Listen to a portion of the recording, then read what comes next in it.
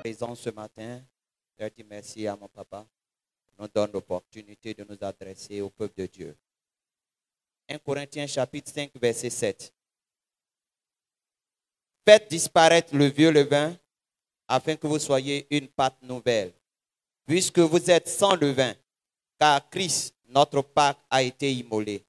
Célébrons donc la fête, non avec du vieux levain, non avec un levain de malice et de méchanceté, mais avec des levains, avec les pains sans levain, de la pureté et de la vérité. Alléluia. La ville de Corinthe était réputée pour être une ville d'immoralité, d'impureté, de désordre. Et l'église habitant au sein de cette ville a été à un moment donné influencée au point où des témoignages qu'on n'entendait pas parmi les païens se vivaient même au sein de l'assemblée de Corinthe. Un fils qui va prendre la femme de son père, c'est des choses abominables. Mais ça se vivait au sein de l'église de Corinthe. Alors Paul va écrire pour leur donner un avertissement très sévère. Et c'est dans ce contexte-là qu'il nous parle du vieux levain.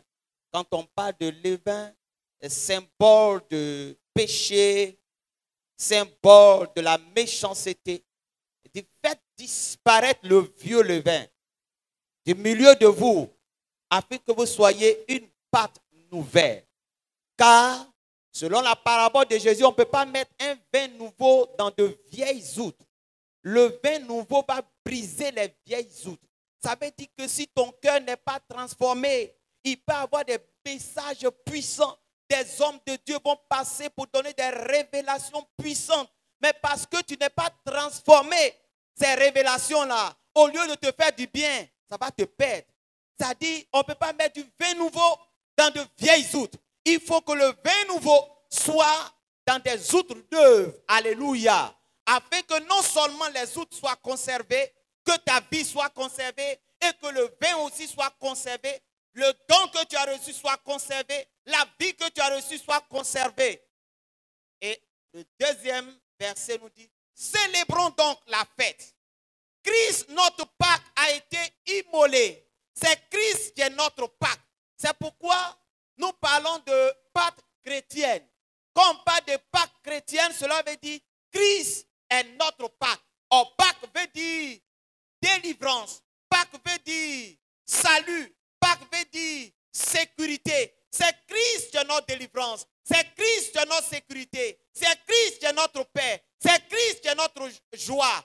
Et Christ étant l'agneau pascal a été immolé. C'est pourquoi la suite nous dit, célébrons donc la fête. En nous approchant de la table de la Sainte Seine, nous ne venons pas aux funérailles, mais nous venons ici pour nous réjouir.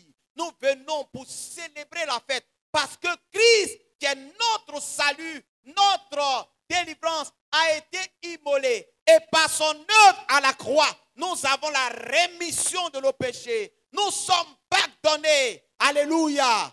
Désormais, nous pouvons résister au péché. Ce que tu ne pouvais pas faire hier quand tu étais païen. Aujourd'hui, tu peux dire non au péché. Aujourd'hui, tu peux dire non au système du monde. Aujourd'hui, tu peux dire non au monde. Aujourd'hui, tu peux dire non aux œuvres de la chair. Et tu vas écraser les œuvres de l'ennemi. Alléluia. C'est la raison pour laquelle en t'approchant de la table, viens avec ce cœur de réjouissance, cette joie pour célébrer Christ. Alléluia.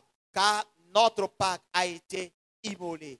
Dans la table qui sera dressée, nous montre l'œuvre de la croix.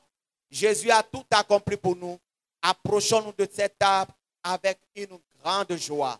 Mais pas avec du vieux levain, mais avec du levain nouveau. Alléluia, pour que nous soyons une pâte nouvelle. Que Dieu bénisse sa parole.